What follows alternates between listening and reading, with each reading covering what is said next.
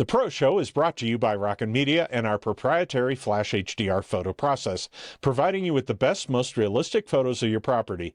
See the difference at rockinmedia.com. Hi, and welcome to the Pro Show. I'm Rick Machle, and this episode we're talking about what you should expect from a listing agent and how to select that proper listing agent for you. In addition to that, we're talking about the pros and cons of condo living, and we've got a couple of great homes for sale. That's next on the Pro Show.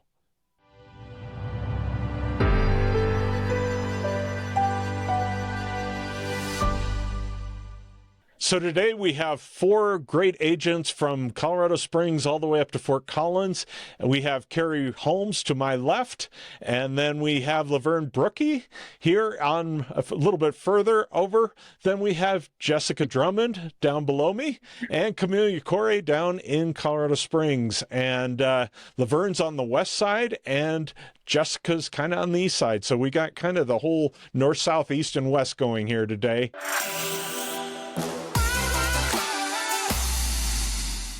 So this week, we're going to continue talking about August, which, of course, we're toward the end of September. So this data may be a little bit dated, but it kind of gives us an indication of where things are heading, especially if you look at the trends. So active listings here in the Denver market is up 20% year over year. And I always like year over year because it gives better indication as to what the market looks like as a whole and how it compares to last year. The under contracts are up, which is great. But if you notice, the active listings is up more than active or under contracts. New listings are also up 4%. And the sold listings are down, which would be why we have more active listings. And here's a big one. Days on market is now up to 40 days, which is up another 37% year over year from about a month a year ago. And the median sales price and average sale prices are also up. So, Carrie, you also have some numbers there for Fort Collins, correct? So, yes, thanks, Rick. We're looking at northern Colorado right now. So our average median price is $569,000. Our inventory is up a whopping 46% year over year. Home buyers jump in the market. You've got lots of great homes to choose from. So now is the time. Our average days on market is 32, which is up slightly year over year, but still it's a competitive day on market. So sellers, if you're wanting to sell, still go ahead and get those properties on the market. And our months of supply is 3.5 months. Okay. Our list price to sales price is 97.9%. So that's just the amount that you list the home versus what you sell it at on an average for northern Colorado. So it's still a great time to sell as far as getting that top dollar on your property. But as I think we talked on a previous show, the listed price is the last listed price, not the original list price. And as we've seen in a lot of cases, a lot of listings, about I think 30% or more are having price reductions at this point. So the good news is eventually everybody gets to the price that people are looking for, it sounds like, correct? Mm-hmm. Absolutely. It's definitely got to be priced right and in good condition. And then it's going to move and get sold at that final list price to sales price. And Camelia, I know we don't have the Colorado Springs numbers handy, but are you seeing similar type numbers of days on market going up and pretty flat average list price or average sold price? Yeah, Carrie's numbers almost match ours identical from August's numbers. So those were almost spot on. I don't have those numbers right in front of me, but we reviewed those last Tuesday, and those were almost identical to ours. Yeah. And Jessica, what are you feeling out there in the market? I'm seeing very, very similar story here in the Southeast, Aurora, Parker, and Castle Rock areas of the suburbs of Denver. And we're seeing some price reductions across the board. We're seeing a little bit over the 40-day mark on some listings, actually. maybe close to 50 and 60 days on average in some pockets of those areas I mentioned. And definitely seeing the ones that are priced really well are the ones that are going faster than that average day on market. And Laverne, how about on the west side? You know, your stats there include both single family and condo. That's true. And what I'm seeing here on the west side is our condos are staying on the market a little bit longer simply because, so many associations are, dealing with insurance and insurance hikes. And so the HOA fees are going up. And so I think a lot of people are just sort of like have some red flags. Buyers, when I say people, buyers have some red flags as far as, what is the potential HOA fee that, it's going to raise? How much is it going to raise? So I think our condos are staying on the market a little bit longer. And like everyone says, if you're priced right and it shows well, it's in good condition, it's going to go. There's enough buyers out there that are needing to buy a home. I mean, there's for a variety of different reasons. Well, that sounds like we're in a really good balanced market right now. Obviously, it's a great time if you are looking to buy because you have a lot more inventory than we had a couple of years ago, maybe a few years ago, than what we had in the past. So that's really good for buyers and I think for sellers as well. They just need to do a little more work to get their home ready.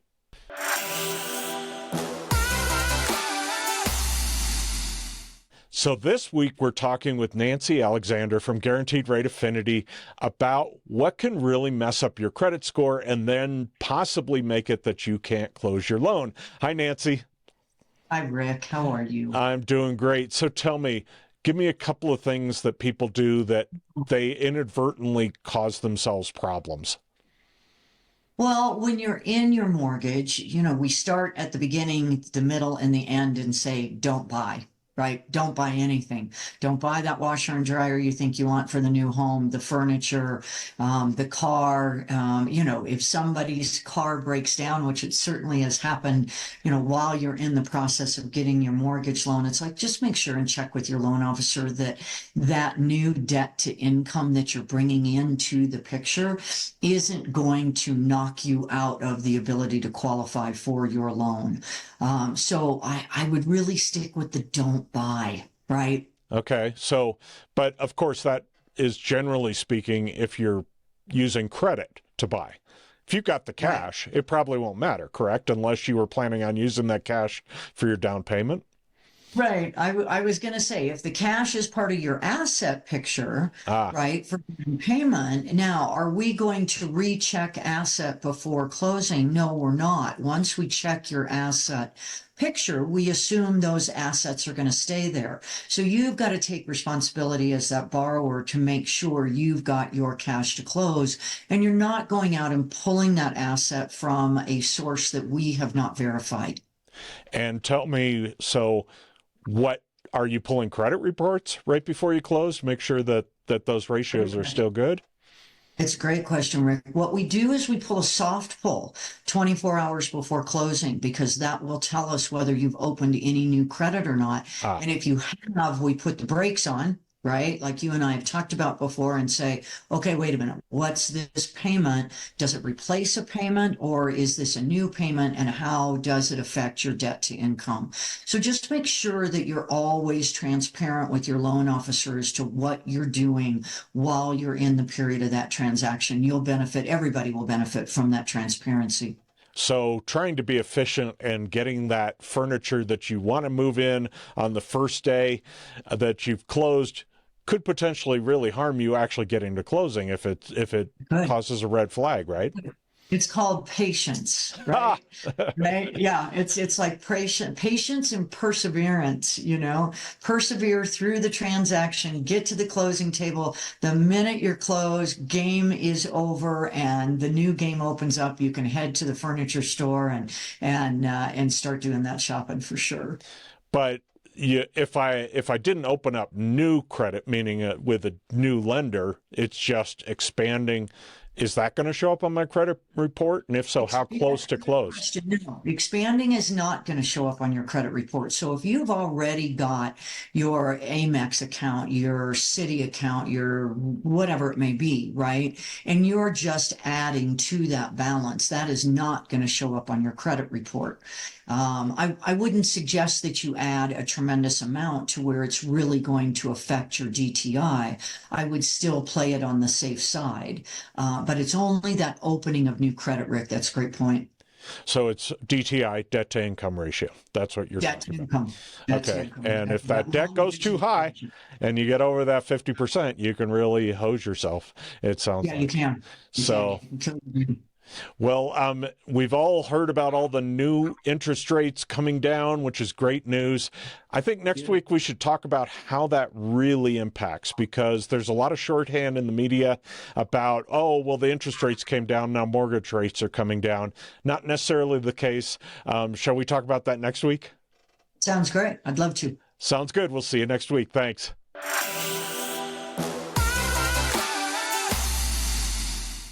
One of the biggest decisions you as a homeowner need to make is who you're going to use to list your home. And obviously the four ladies here, as well as the others on this podcast, are great listing agents. They do all the right stuff. But I think it's important for you to know what you should know and what you should ask when interviewing a listing agent, and then what you can hope to expect from that person once you have them in under contract to help sell your home. So we'll start this one with Laverne. Give us an idea of what they should be asking. I think the most important is, what is your real estate agent's listing pricing strategy is. You know, I think there's a lot of agents out there that tell people what they want to hear rather than what they need to hear. And, you know, when the seller is looking to say, okay, you know, they may have a number in mind as what their property is worth. And, you know, if the realtor and the seller don't, you know, agree on that price, I think the question is, well, then, Mr. Realtor, Mr. Mrs. Realtor, what is your strategy? Why are you wanting to price it at that? And then, you know, if it doesn't happen at that point, and if we don't get a lot of traction, what do we do next? So I think pricing strategies. Carrie, what are your thoughts? I think Laverne is spot on that. And there's nothing worse than meeting with a client and having them say, I need to get so much out of my home. That might be true in order for you to purchase your next home or pay off some debt, etc. But the biggest challenge is we don't make the market. It's a commodity. So buyers and sellers have to come to a happy medium on what they're willing to pay for the property. And home buyers are smarter than ever. They know, they have all the data. They've been looking at houses, they've done their homework, they know price per square footage. And if they don't, their buyer's agent should be telling them that. So I think that it's really important that we have those conversations on the onset to just give them a heads up on what they can expect. I also think it's really important to provide them an estimated net proceeds, so they can see what they're going to walk away with on the property to the best of our abilities at this time. So it's not necessarily the sales price that's important. It's what are you going to walk away with? There's additional fees that they need to be mindful of. So there's lots of variables that your listing agent is going to help you and be a consultant for you. But if I'm sitting there in my living room with three different listing agents, what do I ask them to get to that point?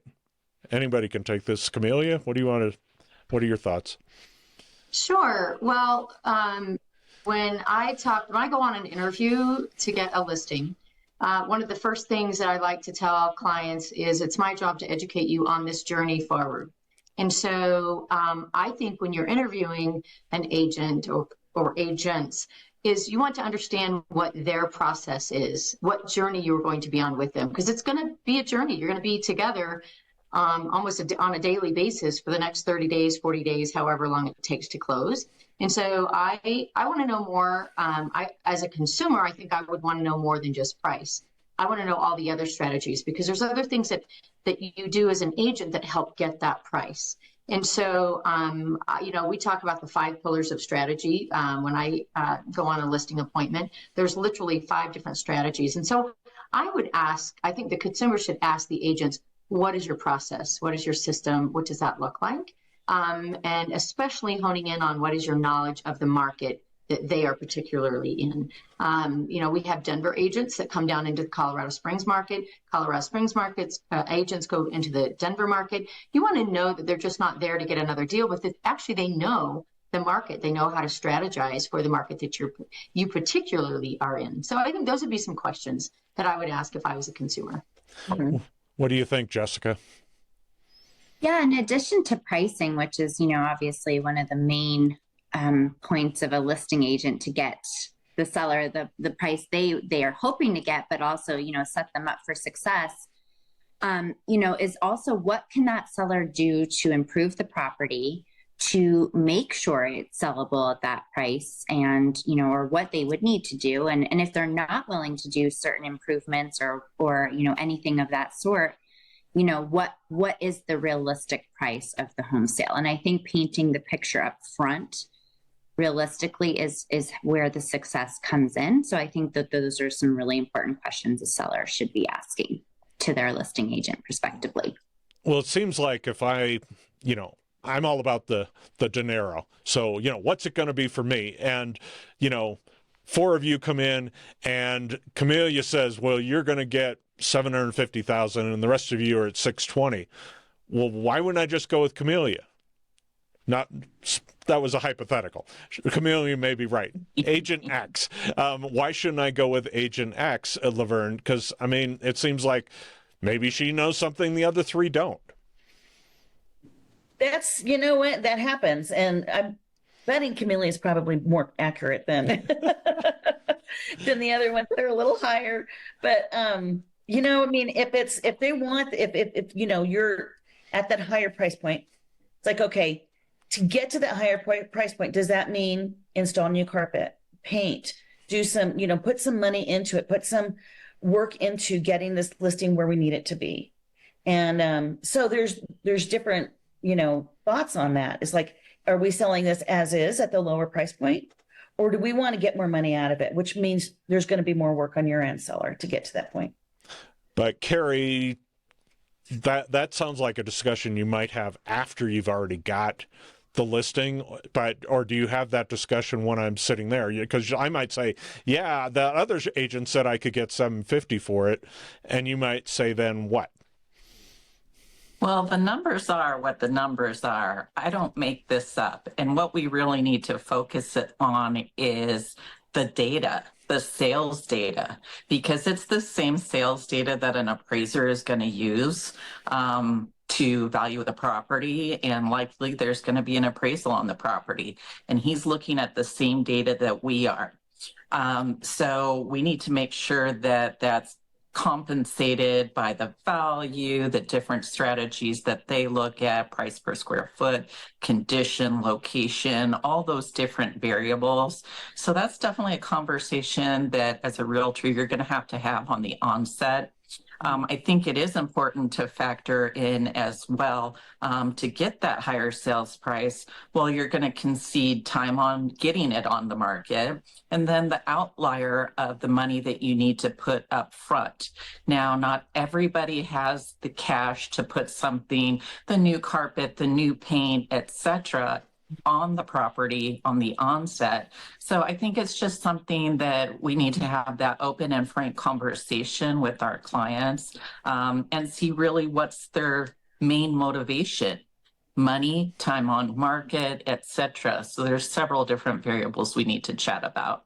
Jessica, how important is my being able to relate to you? How important is that in the process? I think that, it's our job as a listing agent to be able to relate to the seller's needs. That's our job. And our role is to get you in the right frame of mind for the market that we're in. So as far as relating to your listing agent and vice versa, it's very important. Camellia, have you ever said, yeah, you're not probably a good client for me because you're not willing to listen, or do you find other ways?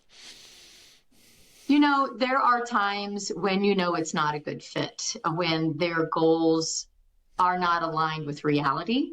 And what you don't want to do as an agent is to take a listing with a very unrealistic outcome, waste your time, waste your money, the expectation of the consumer.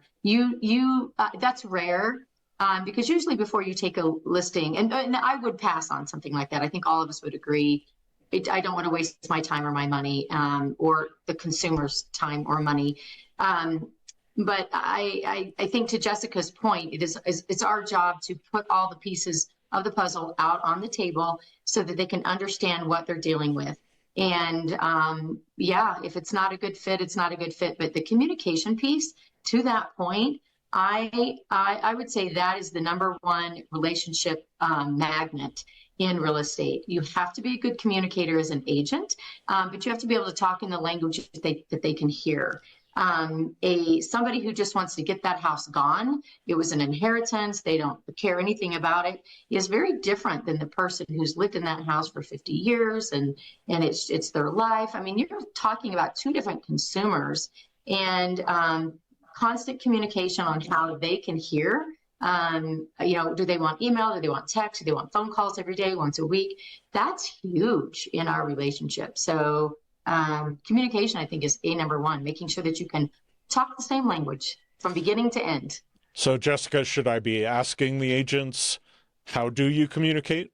And how often should I be hearing something from you? Yes, absolutely. I think, I personally have to just say, from what I do, I set the tone up front. Here are my, here's my general availability, and this is how I'm going to let you know the progress of your sale and how it's going. And, I like to prepare the seller for how we're going to get the information, whether that's a daily basis, weekly basis. And, really, I let them know, hey, I'm available as anything comes in.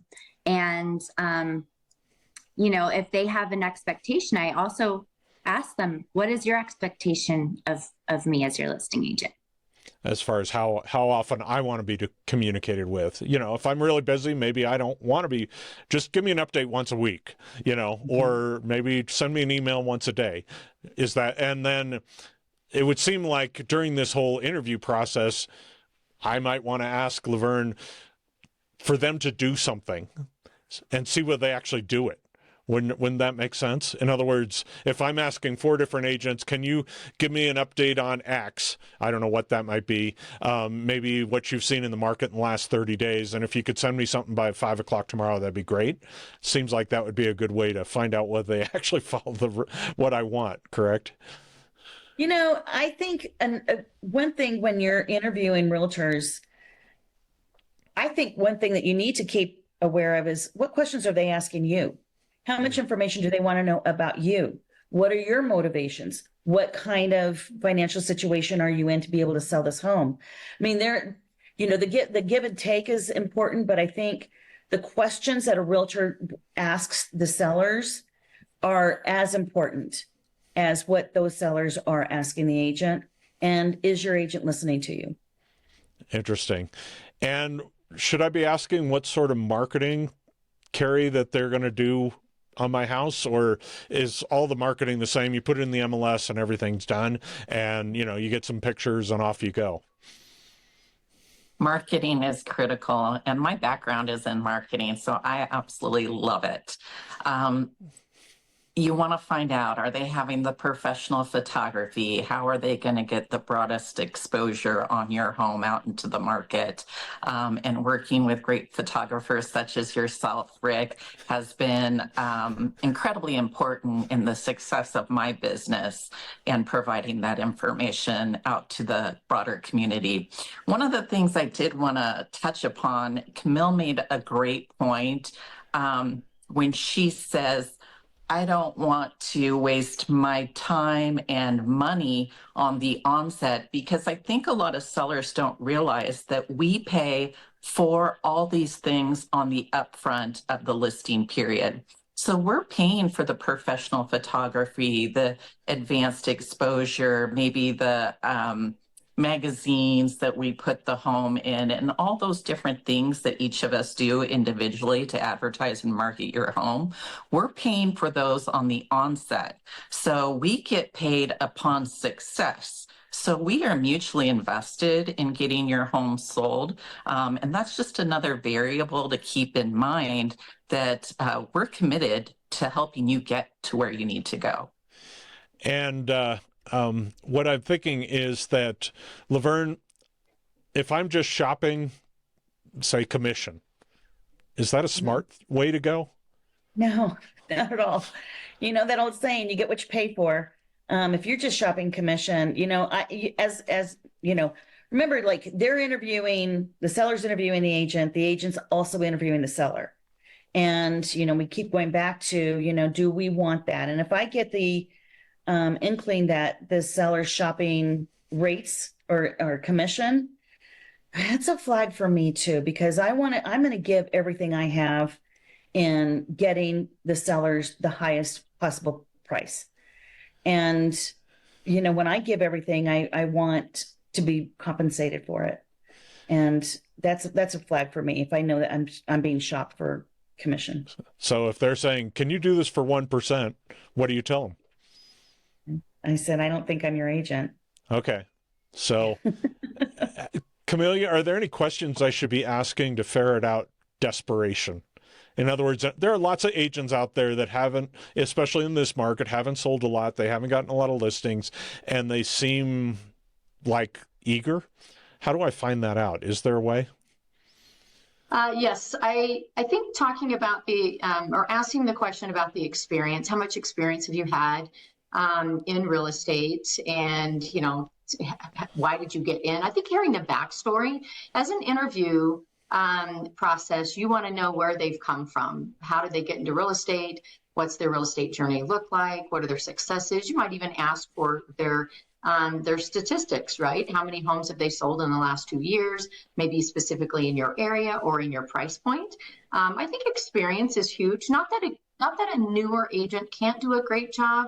One thing I really love, all of us work at Coldwell Banker, and one thing that I really love about the company that we work for are the tools that we are offered as agents that help the consumer. And so it's not just you where you've come from, but what about the company that you work for, and how do they support you in this process? So I think it's a really great starting point in an interview, getting to know. You're going to find out a lot about your agent just hearing the backstory and what they're doing currently. How many homes are they selling? And one question that I've heard asked is, what is the list to sell price ratio? Are you getting pretty close to list price on all of your listings? What's that track record look like? So I think it's a really great question. So you mean initial listing price? In other words, did they go in and say, it was 20% higher than everybody else, but they didn't come close, and they just kept dropping the price to hit that? Is that what you mean, or the final list price? Right. I think all of that. I think the stories of real estate, the consumers need to hear the stories of real estate. This is our job. We're in it day in and day out, and telling the story of the client that wanted to list too high, and 60 days later you're reducing the price, or 30 days, and then reducing till you finally get to that right number. Hearing those stories, giving your agent an opportunity in the interview to tell the stories of the real estate journey. And listening carefully, because they will let you know what the market is doing. So listen to them. And Jessica, if I know that 3 of the 4 agents I'm interviewing mainly work with buyers, does that matter? I think that a buyer's agent has a lot of experience in what buyers are looking for, especially if it's that specific area, and they have a lot of experience with buyers. It's actually a fantastic way for the listing, for a buyer agent to become the listing agent in that area and really sell that house for what they know the buyers are looking for in that area. I think the experience is very, very important. I think marketing is huge.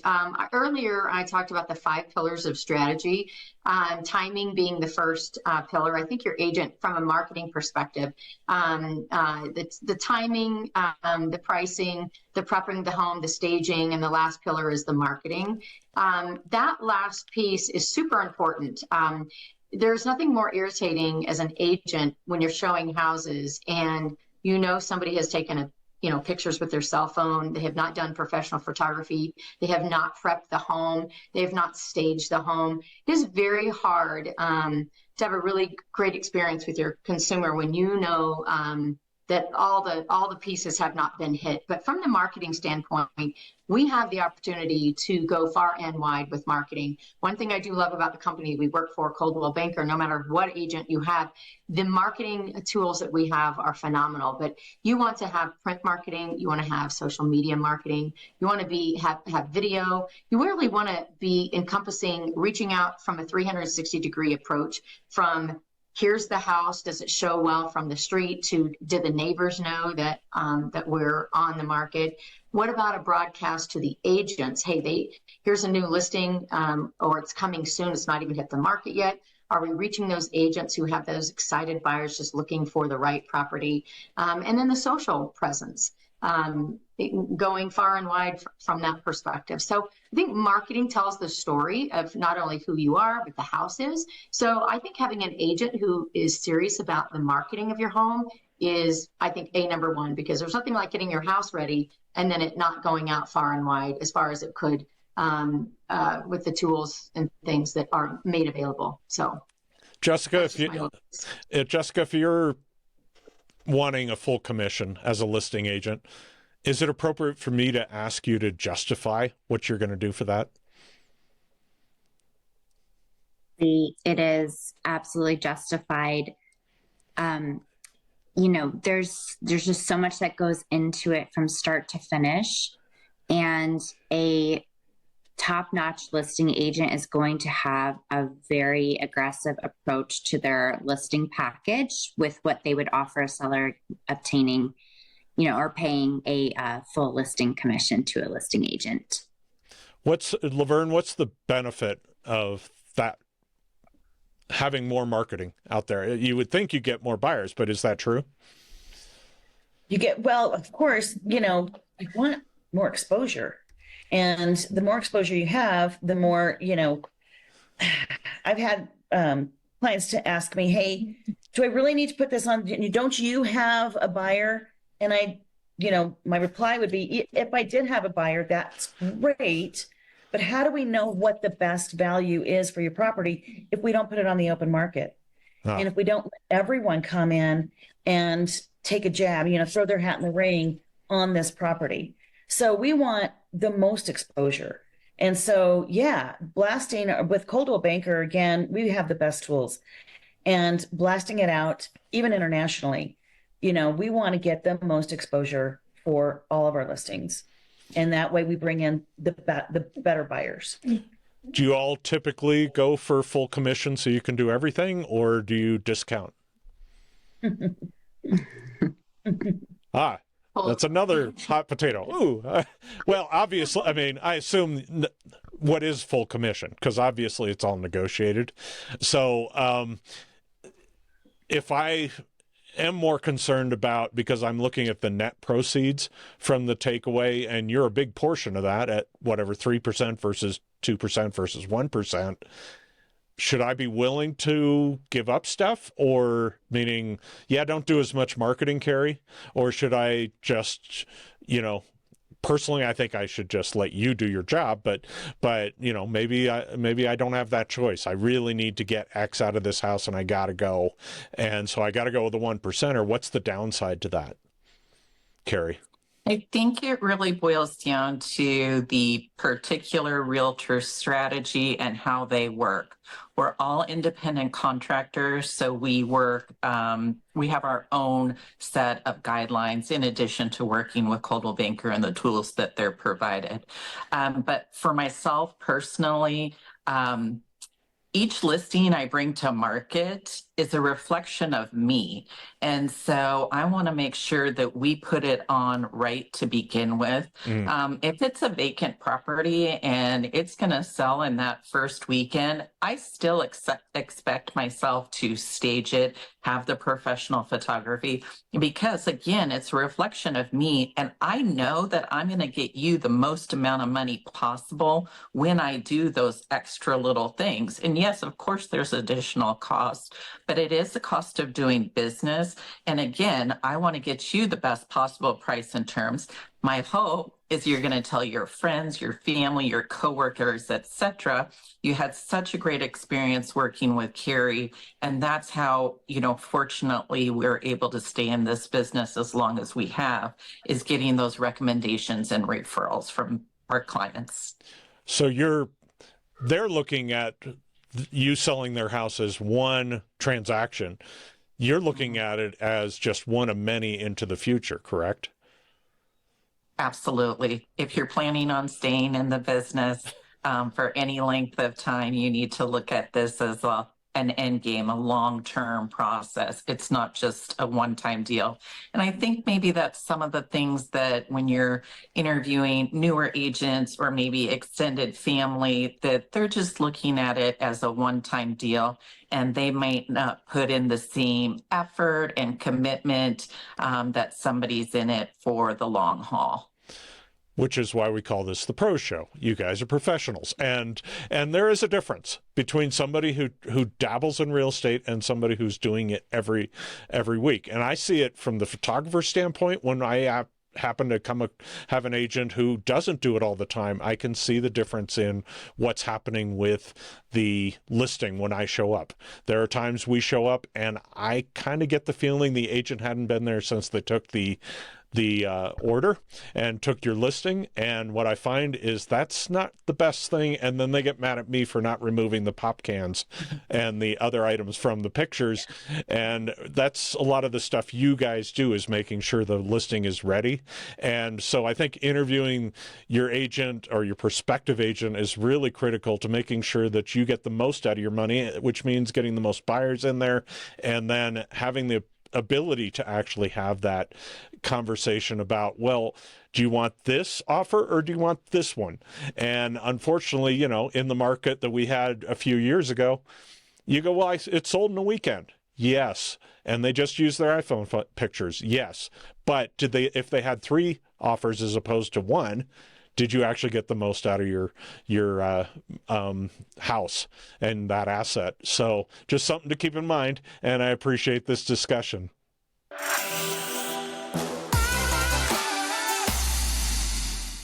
And on this rental report, we're going to be talking about how a property manager gets paid. Last week, we talked about all the different services that Real Property Management provides. Now we get to find out how they actually do this and stay in business. So we have Greg Batchelor from Real Property Management with us today. Hi, Greg. Hey, Rick, how are you? I'm doing great. So tell me, you've got 2 different options. One's tenant management and the other's full service. Tenant placement. Yep. And on the tenant placement, how do you get compensated for that? Yeah, it's a great question. So we charge 65% of the first month's rent to basically place a tenant. That's everything from advertising, marketing, conduct the showing, screen the renters, collect a security deposit, get a lease signed, and do a move-in inspection to document the condition of the property. And then we turn it over to the landlord at that point in the ballgame, and then they take care of the day-to-day management from that. So that bundle of services right there is 65% of whatever the first month's rent is. And if they need photos taken or virtual tours for it, how's that handled with either of these options? Yeah, that's a great question. So within that bundle of services, we take pictures on our iPhones. Obviously, in the buy-sell world with which the realtor community lives, having top quality pictures is of utmost importance. We have found that renters don't spend as much time looking at the pictures. They get a gauge as to whether it meets functionally. And so included in that, we take pictures. We all have brand new iPhones. that we leverage those iPhones to take good pictures. So our team does a great job with that. It's certainly not going to be the caliber of pictures like, Rick, what you and your team do for the buy-sell transaction. Okay, so that's the first option. And then the second option is full service. How does that work? Yeah, great question. So we provide that initial same bundle of services that we talked about in the tenant placement, but instead of charging 65% of the first month's rent, we discount that to a flat fee of $995. And then we charge a monthly management fee that ranges anywhere from 7.5% to 10% based on what the rent is. So for instance, if the property rents up to $2,000, that's 10%. If it then rents between $2,000 and $2,500, we drop that to 9.5%. If it rents $2,500 to $3,000 a month, we drop that to 8.5%. Anything that rents over $3,000, we drop to 7.5%. So it's a sliding scale on that front. And of course, like everything that we talk about on this program, all those prices are subject to change without notice and are effective as of the date of this recording. But I'm sure they've been that way for quite a while. And but because it's a percentage, so rents are going up. Yes. On either of those two, is there a minimum? So like if the rent is, some landlord has a one room that's $500 a month, are you going to go ahead and do all that qualification for 65% of that? Or is there a minimum fee?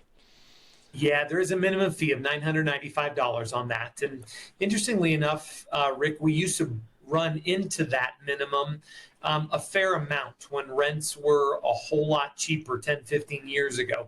But interestingly enough, even a quote unquote inexpensive rent is now $1,200-$1,300. And so landlords don't butt up against that very much at all anymore. Okay. Yeah, well, that's great. Well, next week, can't wait to talk to you again. And I'm sure we'll have another awesome topic to talk about. And if you'd like to get a hold of Greg, feel free to reach out at the number on the screen. And look forward to seeing you again next week. Thanks.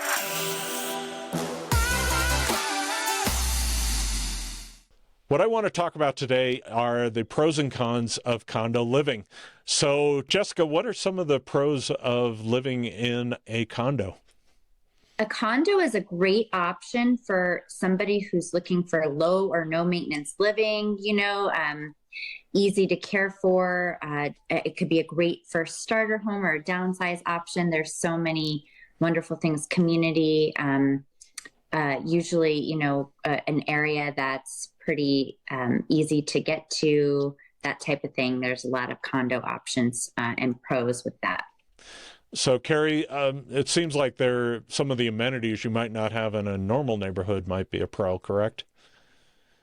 Absolutely. They have everything from, depending on the community, they have everything from pickleball courts, tennis courts, swimming pools, clubhouses, opportunities to engage in the community with different events and activities.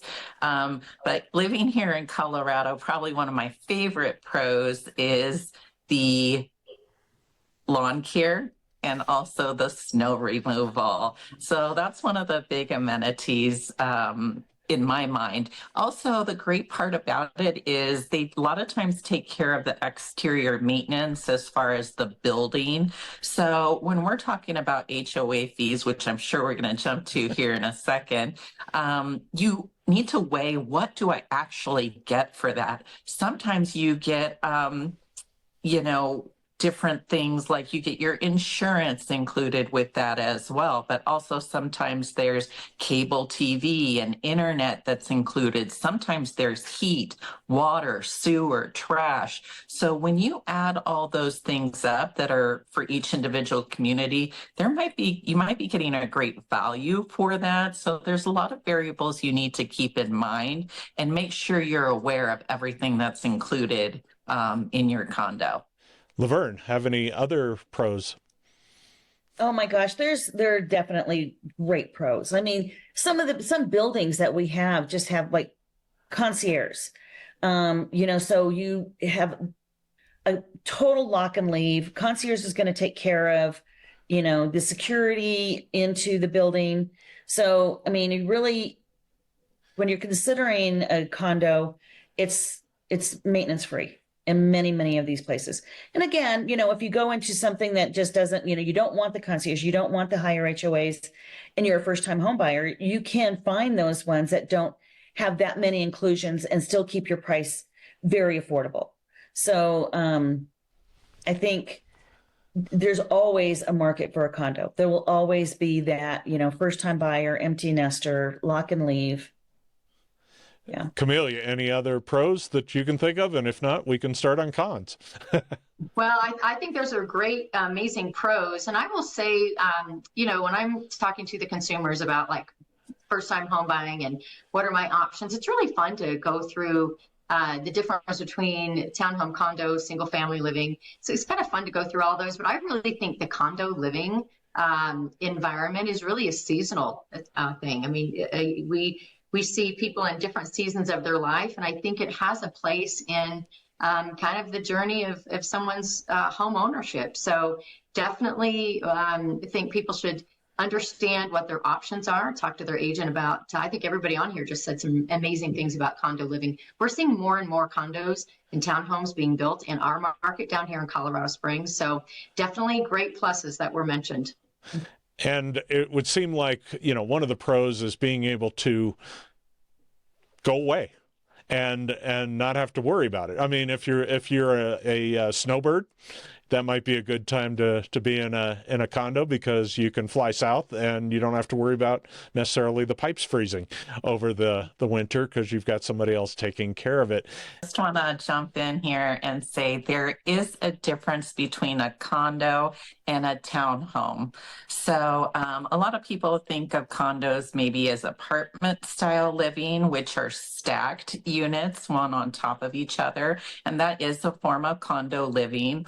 But there's also something that we call a townhome. And you might think of that more like a two-story home that is attached on the sides, but there's nobody above you or below you. Technically, the difference between a condo and a townhome, though, is the condo is you don't own the land beneath you. So in a townhome, you actually do own the land beneath you. So sometimes that's important to keep in mind when it comes to financing. So you're going to want to talk with your lender and make sure that you understand which kind of property you are owning.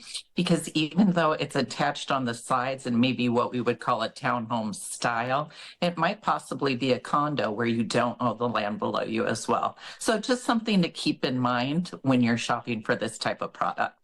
And Laverne, you're on the west side. I'm sure you get a lot of people looking at condos in the mountains as a good option, right? Oh yeah, and that's again, seasonality. I mean, we have a lot of people like to buy the condo in the mountains, own as a second home out there. Some communities even allow you to do the short-term rentals, so you can an investor can buy one up in Winter Park or Breckenridge or, and then, rent it out as an Airbnb, block out some time for their own. You have to be very, very careful, because there's a lot of communities that are choosing to eliminate the short-term rentals.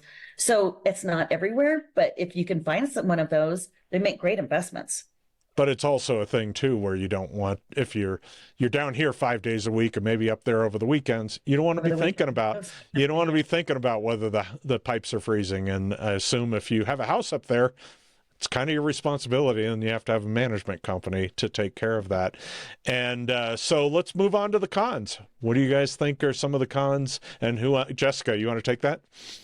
Yes, and there's something that I think this is really important for a buyer's agent, representative of a buyer, to know and have the ability to research this maybe prior to taking the buyer to see the property.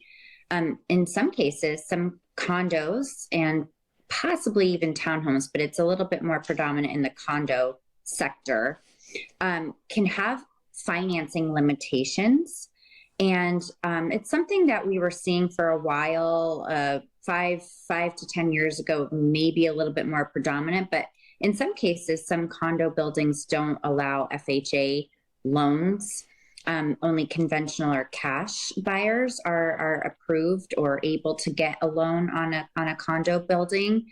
or unit, I should say. But that part is very important because, you wouldn't want a buyer to fall in love with something that they might not be able to obtain a loan on. And Camelia, tell me one of the cons.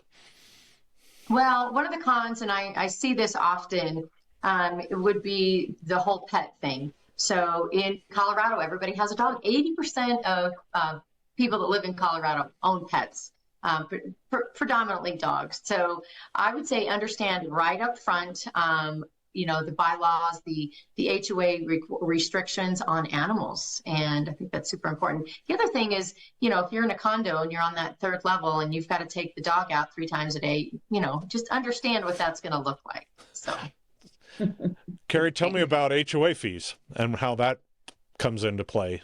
I don't know whether, it seems like it's a negative or a con, except you're getting all this stuff typically, correct? Absolutely. Like I mentioned before, just know what you're getting for your money. One of the things that I hear often with home buyers is how frequently is that HOA fee going to raise? I think what is best to do, and what I encourage my clients to do, is look at the historical data. So as part of the contractual process, you have the right to review all the HOA documents, the meeting minutes, the financials, the budgets, etc. And the seller provides those to you. So for me, it's incredibly important. And I always encourage my clients to look at the meeting minutes. Mhm. That's going to tell you if they've had a recent increase or they're projecting a future increase on HOA fees. Maybe there's going to be a special assessment coming up. Maybe the pool needs to be redone, something along those lines. That's where you're going to find that in those meeting minutes. So that's an integral part of the contractual process that I highly encourage my clients to take a look at and review. Laverne, aren't we as individuals giving up control to a certain extent because you're in essentially community living in a way, right? And that's, it's a choice. Right. Some people want to give up that. They don't want that control. They don't want to hire somebody to shovel the snow, or they don't want to hire the roofer. That's what your HOA is going to do. So yeah, you are giving up some control. I want to go back. I did recently have a deal that we're under contract in the minutes. It says in there that they agreed to a 4.4% per year raise in the HOA fees. You know what? My buyer said, I'm good to know that now. She's, of course, going to move forward with it, but she knows that going in. This is information that's not going to be a surprise to her next year when the HOA fees go up. So reading your minutes, reading the budget is critical, and that's part of the contract. So, if that was something when she discovered that, and she had the opportunity then to terminate the contract because of that. We had a conversation. I'm so glad we had the conversation, because I don't want that phone call next year saying, Laverne, my HOA went up. Like, yeah. But does that include special assessments? That 4% Yes. and that specific thing, so that if the roof needs to be replaced, they can't go above that 4%? Correct. So it's built in. So you really need to read those documents. It makes a lot of sense to do that. And which of course it does, but people fall in love. Oh, I got the penthouse condo, but it's the top of 13 stories or 14 stories. So if there is a special assessment, I've got a huge assessment potentially coming up. So you got to pay attention to that as well. Any other cons anybody has? No. Not liking your neighbor that's really close. How about that? That's true. If you don't like your neighbor, or they're loud, noise, I guess could be an issue as well.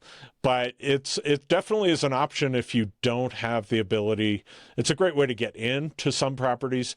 I don't know whether it was anybody on this panel, but on another panel, they were talking about that the HOA fees obviously can be quite healthy and large. And if you add those into what you might be able to put in on a home, that potentially can increase what size of a home you could buy or how much you could afford.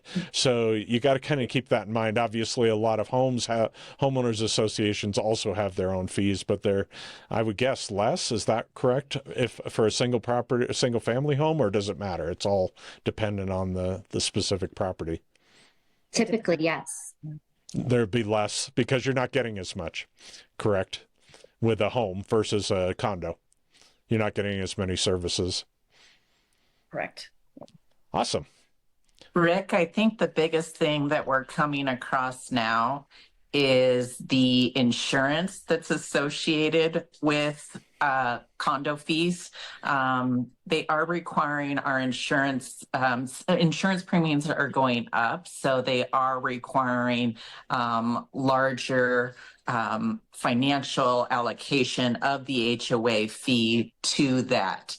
So it's just something that, and that insurance is there for you, for your protection, for hail damage, fire. There's all the different components that insurance covers.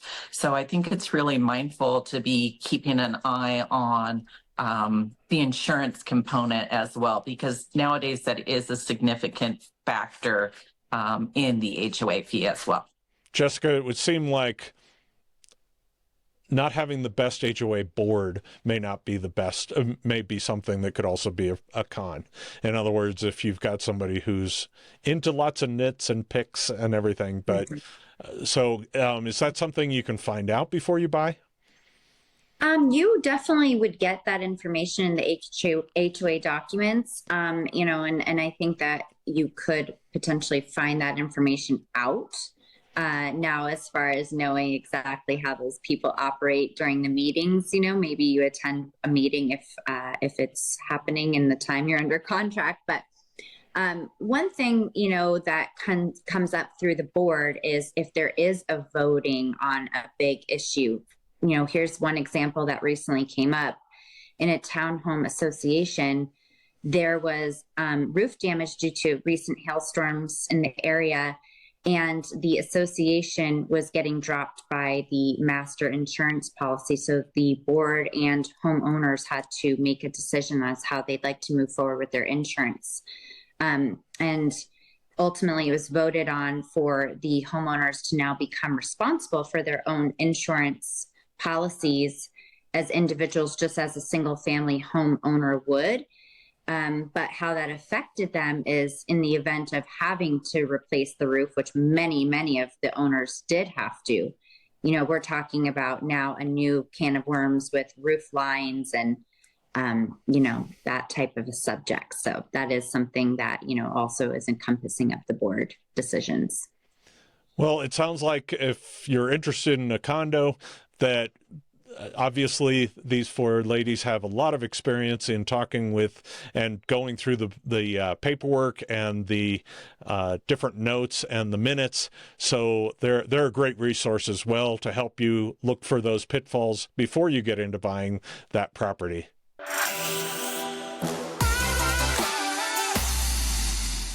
So first up this week is 333 North DeGaulle Court, and this is Jessica's listing that she's showing today. Tell us about this home. Well, this is a fantastic ranch-style home in the Cross Creek neighborhood, which is very close to the Denver International Airport, Southlands Mall, right off of E470. So it's got, great convenience and location to really get to kind of any part of the Denver metro area. 3 bedrooms, 2 bathrooms, and has almost 4,426 total square footage on it. Beautifully manicured landscaping, community pool, and the HOA fee is super low at $52 a month. Cool. Is that it's got a 2-car garage and unfinished basement? Correct. And it's got a great epoxy floor. And one of my favorite features of this property is the 3-sided fireplace. So while you're enjoying dinner, you can be cozied up by the fire. Well, this is awesome. If you'd like to see this home, feel free to give Jessica a call, and she will be sure to show it to you, and appreciate you bringing this to us this week, Jessica. And another great property for sale is being listed by Camellia Corre, and this is in La Vida, which is southwest of Pueblo. So it's down in the southwest part of town, but this is an amazing property. Tell us about it. All right. Well, this was custom built. A builder built this for his family. So it has all the upgrades. You've got log, you've got stone, timber beams. It is a fabulous home. It feels almost like a lodge, setting up on a hill overlooking the valley and the mountains in the distance. But there is not a single part of this house that is not custom. And as you can see, the woodworking and the stone is magnificent. The outdoor living space is phenomenal as well. You've got an outdoor hot tub. You have a wraparound deck. This home actually sits on 88 acres. And one thing I really love about this home is the layout. You've got the master wing, and then you have the guest wing. And in the center of the house is, the living room, the family room, the dining room, a very, very large, very, very large kitchen. So if this is almost like a family retreat feeling, but also it's cozy enough for a family as well. You have a theater, your own personal theater there as well. The other thing I really love about this home are the garage spaces. So the main house has an attached 3-car garage, and then you have a detached 6-car garage with 2 of the bays large enough for RVs. They were specifically built for RVs. Above that detached garage is another 2,000 square feet of living space. So you have just a darling little kitchen, living room, dining room area, 2 separate bedrooms, both with their own bathrooms. So whether you have this as your second home or your main home, you have views, you have privacy, you have space, you can accommodate guests. Just a phenomenal property. One of my favorite listings, actually, that I've ever had the opportunity of listing. So, and I had the privilege of photographing this, and I would say this is in my top 10 as well of all the homes I've ever photographed and properties. It's just very unique and an amazing property overall. I'm sure you could reach out to Camellia she'll give you a private tour of this home.